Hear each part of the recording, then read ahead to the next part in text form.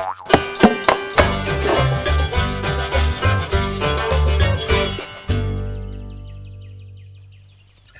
everybody, Paul Mack here.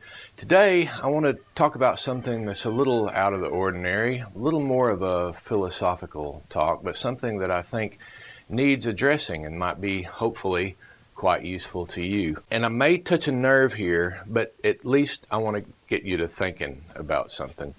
Now, from time to time, I show building things around here, and being the old-fashioned guy that I am, I used old-fashioned methods and not so many conventional methods, not too many conventional tools, and certainly not very many conventional materials. I build things out of raw trees that are here around the farm. When I set posts in the ground, I don't necessarily use concrete to set that post. I use the old style methods, which causes a lot of people to wonder, how long will the things that I build actually last? And is it worth doing it that way? For instance, not long ago, I did a Farmhands Companion Farm Bulletin on the subject of building a rock post, and it generated a lot of attention. It also generated a few comments like this. Nice, but eventually the wire will rust and break and that solid rock post will fall apart. Here's another one. Looks cheap. Have you ever seen those on a castle? Never. The wire will eventually rust out and the whole thing collapses. And here's yet another comment. It says, unusual, beautiful, but after 15 to 20 years, the mesh will rust and the stones will crumble. And the wooden fence even earlier. And time flies quickly. It's better to immediately install a permanent fence. And one more comment says this, how long will that wire take to rust and fall apart? That's my concern. Now, these comments and others like them, from time to time, especially when I built the pole barn series, people will ask me, well, are those, did you treat that lumber? And I say, well, I treated it with respect, and that's about all. I didn't treat it with much else to preserve it. And, some people are a little put off by that because they're so used to the conventional ways of doing things, building with treated lumber that will, in their minds, have permanence, that will last forever. And herein lies the topic that I would like to address today. There's a general sentiment out there so many times that people starting off farming or homestead possess, maybe without even really knowing it, because of our modern notions of building with permanence and expecting things to last forever, like our homes or whatever. People starting out that want to build perhaps small projects around the farm or homestead carry that sentiment with them, and it causes them to be a little reluctant to build because they're not sure of themselves. Maybe they don't have a construction background, or maybe you've grown up really not ever building larger things like a chicken coop or whatever. And a lot of folks are nervous about starting because they think, well, I don't know if I start building that, I don't know how well I can do it to where it will last forever. And that sentiment prevents a lot of good people from building a lot of nice projects that they might benefit from and really enjoy building and enjoy having. When I was a younger man, I suffered from the same handicap, mental handicap, because I would look at projects that I wanted to build, like larger structures, sheds or chicken houses or whatever, and I would think, well, I don't think that will last forever if I build it with these natural things, and it began to prohibit me from, or inhibit me from, doing things and accomplishing things that I really wanted to do. It sort of caused a building paralysis in me. I was too scared to get started on anything for fear that it wouldn't last. Now, there's sort of a paradox here that I want to try to explain. When I was younger and decades and decades before that, when something broke, people would cure it to be repaired. It was almost as if the manufacturing process, I hate to put a date on this, but it was from about the time I was born and earlier. When things were built, products, appliances, so forth, they were built to last. And if something went wrong with your television set or even your toaster, there was usually a repair shop even in your small town where you could carry those things to be fixed. Repairing a toaster. These days very few people consider even repairing a toaster that goes bad, because it's so much cheaper to just go to the store and buy a new toaster than it would be to pay somebody to repair it. And so there's this very temporary expectation that's put on even tools, appliances, tools, or whatever we have.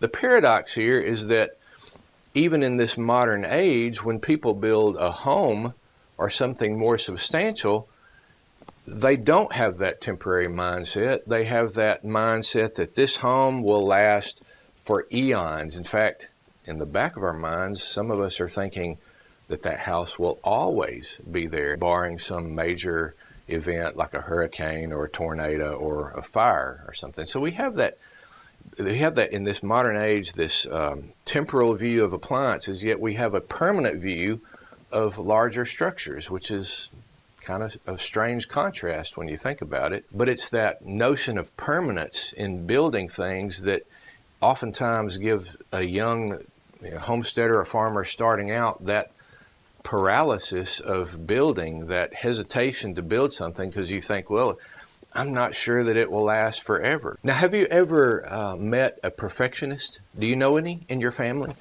Perhaps you're a perfectionist yourself. And generally, perfectionists have this handicap that they've got to overcome because they have this mentality that everything needs to be perfect. It causes them sometimes not to finish projects because they feel like, well, it's just not good enough. And it's sort of similar to what I'm talking about here. Some people have this, it's not really a perfectionist mindset in what they're doing, but it's a permanence mindset that if they build something, it ought to last. And then if it doesn't last, or if they feel like they're not quite confident in causing it to last, then they hesitate to even begin. And that's the thing that I'm trying to address in this little topic. It is more, and I want you to listen to me, it is more important sometimes to go ahead and try something, even if it may not last forever. There's a Bible verse that says, and I'm paraphrasing here, "He that considers the wind will not sow." And that's sort of an agricultural, a verse that speaks to agriculture, because it's talking about the farmer who, if he's always worried that, oh boy, I was going to plant something today, but the wind's kicking up, it looks like it might rain, or the farmer that says, well, I don't know, it's awful dry, I don't know if we're going to get enough rain, or it looks like it's going to rain, and we're going to get too much rain, or there's going to be a drought this year, or it's going to be a wet year. Maybe I shouldn't sow at all. What that verse is saying, the farmer who's always worried about what might happen usually will never accomplish much, if anything at all, because he's always worried about that thing that might happen. And the encouragement there is to sometimes take that risk. Oftentimes, the best things in life are worth the risk. And the most rewarding things in life often come with some risk attached to them. Now, mind you, I'm not saying here that someone ought to go ahead and build sloppily or unsafely. I'm not saying that at all, because there are certain measures that even a novice can take to ensure, well, I shouldn't say ensure. There's always risk in farming. But there are certain principles that if you abide by and just common sense, watch what you're doing, you can most of the time do things very, very safely. So I'm not suggesting that people ought to run forward and just build sloppily, because that could be dangerous to you, your kids, or your livestock, or whatever. So there ought to be care taken in building something safely. But what I'm trying to help folks avoid is that paralysis that actually accomplishes nothing, because you're a little too frightened that something may not last or it may not be good enough. And certainly don't be afraid of whatever you're wanting to build not having longevity or permanence. There is beauty in things that have longevity. The Taj Mahal, Mount Rushmore, the Statue of Liberty, those are things that have lasted a very long time and are likely to last with care, a very, very long time in the future. There's beauty in those things, but don't forget, there's beauty in the temporary. Have you ever seen a snowfall in winter? Beautiful snowfall that covers everything, and it's just so beautiful. But the temperatures heat up to 33 degrees and above, and that's a very temporary thing. It can be gone within a matter of hours or days. And we live here, actually on this property, on the edge of a beautiful river.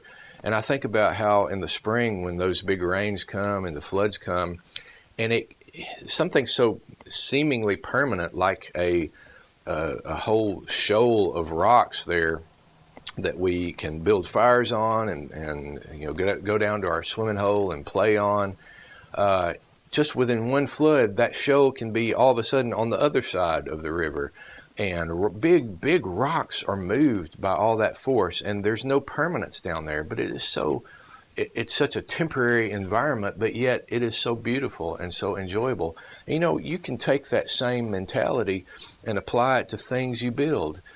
Something that you build, a chicken house, for instance, or a shed. It may not last 100 years. Shoot, it may not even last your lifetime. But think of the use that you can get from it just within a period of years. And that's always got to be weighed with the time that you're going to put into that thing. I mean, I wouldn't build something for 10 years only to have it last 1 year past that. So there's some common sense to be applied here. But don't let the non-permanence or the non-longevity of something keep you from building that thing that you could easily build and that you could use for a number of years to come, especially if it serves your purposes on the farm. And that's the main thing that we talk about right around here is you building useful things on your farm that helps you. Also, something to note is a lot of times I think about our settler forefathers and what they go through. Sometimes I just sit and ponder how they must have approached things, given the little resources that they had compared to what we have today. And I firmly believe in my heart, and this is anecdotal, but I firmly believe in my heart that they didn't have many of the inhibitions that we have today about building something just because, or not building something because it may not last forever. If they needed it, they built it. And they took the time, sometimes a week, to throw up a structure that they needed. And would it last 100 years? Well, a lot of the buildings that I grew up looking at are no longer there. And so, no, they didn't last 100 years. Sometimes they may not have even lasted their lifetimes. In some cases, they had some longevity. But again, they built what they needed because they needed it. I've said this before, as far as when you're building something, it doesn't have to be perfect. Sometimes it just has to be. And this notion that I'm talking about, it really frees you up to try new things and to build things that might be very useful to you, but you won't do it if you never try. He that considers the wind will not sow. It was several years ago now that I did my video on building a small log chicken house, and that has received a lot of attention over the years because I guess there's a lot of folks out there that don't need a very large chicken house, and this was certainly one that it would be very difficult to get inside of it. It was more or less a ground-situated coop. But what some people might have missed in that video is a deeper message that I was trying to get across, not just how to build a small coop, which, maybe perhaps that was useful to somebody, but the deeper, I guess, more philosophical message that I was trying to get across was that you can use very temporary materials to build something. It doesn't have to be perfect. It just has to be. As a matter of fact, with that small log chicken house, I intentionally used, well, maybe not so much intentionally, they were all I had at the moment, I used half-rotten logs. These were logs that had been laying around, I think, since we had cleared a certain spot here to put our home. And by that period of time, they had gone past the blue stage to where now there was a little bit of rot on the outer layers of those logs. And I went ahead and made notches and built the little chicken house anyway because I needed it, and then put a tin roof over the top of it. Now these days, it's outlived its usefulness. I now have a larger log chicken house that I built in another series, which I encourage you to watch when you have time, not right now. But that small log chicken house, which am not currently using, you know what? It's still standing. And the logs, they've rotted a little bit more, but if I wanted to, except for the fact that I took a sheet of tin off of it because I needed it for another project, I could put tin back on that thing and still put some chickens in there and safely raise those chickens. It's still useful, even though I built that thing out of half rotten logs, just to prove a point. It doesn't have to be perfect. It just had to be because I needed it at the time.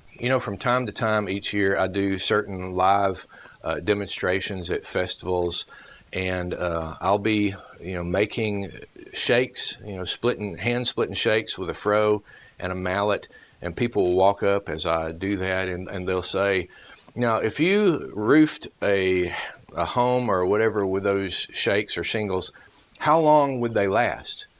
And my answer to that question is they'll last as long as they last. I mean, they may last beyond my lifetime. And something I've noticed about wood shakes and shingles, I've seen it, living history parks and places like that, when they've had a log cabin or a corn crib that's been roofed with log shakes, and sometimes those shakes have aged so much that they're kind of starting to rot. They're paper-like, they're very thin, they could be easily ripped apart, but you know what? They still shed the water. Even though they're practically deteriorated, they still keep the water out of the inside of that building. And I would tell people, well, if that shake roof wears out before I'm passing from this earth, hey, my grandkids need something to do. Everybody's got to be doing something. And so then my grandkids become part of the story. So we ought not get so caught up in the permanence of things. If we need it, build it, use it, benefit from it for as long as it lasts. And don't be so caught up in the fact that it's not going to last 100 years or 200 years or forever, because certainly it won't last forever. And if that whatever you build doesn't last forever and your kids or your grandkids or your great-grandkids end up rebuilding that thing, think about, even after you might be gone, think about the connection when they build that project or repair that project. Think about the connection that causes them to think as they're refurbishing that roof or whatever it is, and they're thinking about you, their grandparent, their great-grandparent, and it causes them to have a connection, so to speak, with you, and you may even have left this earth by then. I think about my own grandpa, Paul Mack, the original Paul Mack, and his place was right down from where my daddy and mama raised me, right down the hill. And I walk around that place now. On the first episode of the very first episode of Farm Hand's Companion, at the time the house and many of the buildings were still standing, and I shot footage of even inside the house, even though it was kind of risky being in there because it felt like it could collapse at any moment. But you know what? That house is completely gone now. It's almost hard, and you're walking around in the brambles and then the brush and then the trees that have grown up, where it used to be bare yard with one or two big shade trees. It's hard to even tell there was a home there. And yet there was a whole life, three, my grandpa, my grandma, and my father, their lives were lived on that spot. Good times, bad times, happy times, sad times. And yet you walk around and there's hardly any recognition that things had happened there. So nothing is permanent. But when I walk around that spot and I see, some of the things that still remain, I think, what? It's kind of ironic, but the house is gone. The truck shed was one of the last things that stayed upright until it finally caved in. The well house is gone. The barn has been gone for a number of years now. And the thing that is still standing of all those structures is his chicken house. And that was one of the simplest structures that he built. Think about the irony in that. And it has outlived him now by like 4 or 5 decades. I can't do the math. But aside from that irony, you know, when I walk around and I see those things and I think about that place, I have a connection with my grandparents. Even though they're not around anymore, I have a connection with them just seeing the things that they built. And perhaps, the Lord willing, your kids and grandkids will have that same good memory and good thoughts about you as they look at the things that maybe are not lasting, maybe aren't even there anymore. Now hear me say this. There are better things to leave on this earth than things, if you know what I'm talking about. Well, then you say, well, if nothing lasts forever, then what's the point of building anything? You know, King Solomon asked something very similar when reflecting on all the things done under the sun. King Solomon in the book of Ecclesiastes, that's the Bible. In the book of Ecclesiastes, King Solomon said this: "There is nothing better for a man than that he should eat and drink, and that he should make his soul enjoy good in his labor. This also I saw that it was from the hand of God."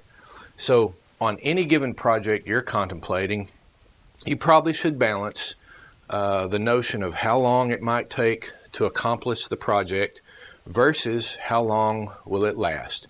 You know, pine is a soft wood around here, and if left on the ground, it'll rot very quickly.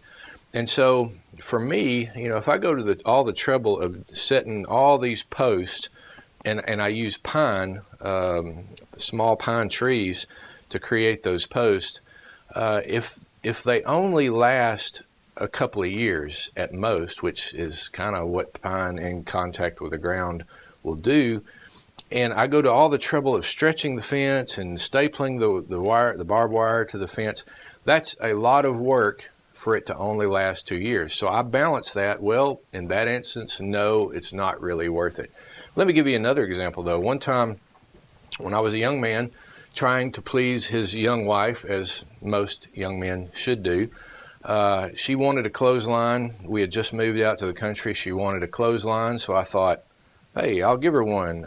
It won't be hard to construct. I'll just go find a couple of trees, cut them, and build a cross piece. And so I used I believe it was a white oak tree, post oak, something like that, which an oak tree will last somewhat longer than a pine, but still at ground level, that oak tree is going to rot after a period of time, which it did in I think it was about 8 years. That clothesline made out of a small oak post lasted until it finally rotted and fell over. Did it dirty up the clothes? I hope not. I can't remember. My memory's not that good. But anyway, it didn't take long to construct that clothesline, and I used oak, which did not last forever, certainly. But you know what? When I think back about those memories of being young, having new land, new property to play with and to work on, I have good memories of that clothesline, and it did not last forever.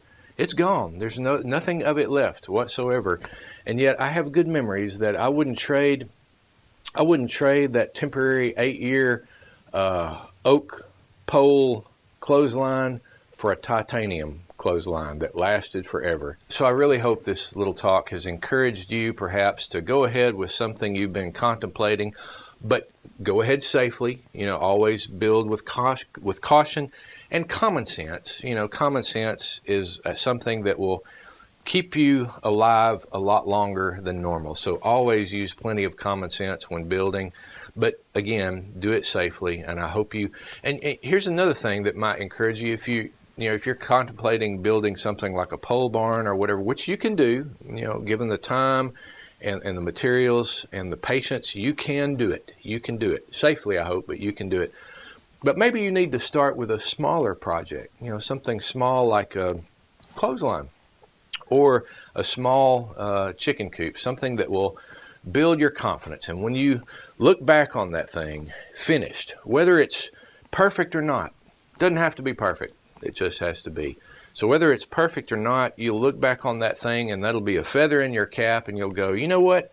I think I can do something bigger. It's really a wind in your sails to finish something and then to enjoy it and enjoy that memory of it. And perhaps you build something one day that your kids and grandkids will either enjoy themselves without having built it themselves, or they will need to repair it, and they will have that stronger connection with you. Now, if you have a question or a comment about this philosophical discussion that we've had today, please feel free to leave your comment in the comment section below. I always enjoy reading those, and I'm sure everybody else enjoys them too. Also, I want you to know that I've written a book called Building an Old-Fashioned Pole Barn, which it's sort of a manual for farmers who are not really carpenters and don't have a lot of carpenter experience. You're not going to find proper blueprints in it. There's many pictures and diagrams, but I wrote it to be a help to people like I was that didn't have just a lot of building experience, and hopefully it will help you build safely, but yet build something that can be very useful to you. Building an old-fashioned pole barn. And also, here's something new. If you have watched Farmhand's Companion over the years, and perhaps you have already built a pole barn, or maybe you're in the middle of a pole barn project, or a log cabin like my log chicken house, or just anything, a fence. Maybe it's a fence. You've seen some of the fences that I built on the show, and you've built a fence for yourself that's pretty rustic looking and you're pretty proud of it. I want you to send if it's convenient, I want you to take a photograph of your project and send it to me. You can go to farmhandscompanion.com, and if you drill down, you'll find contact Paul Mack somewhere on there.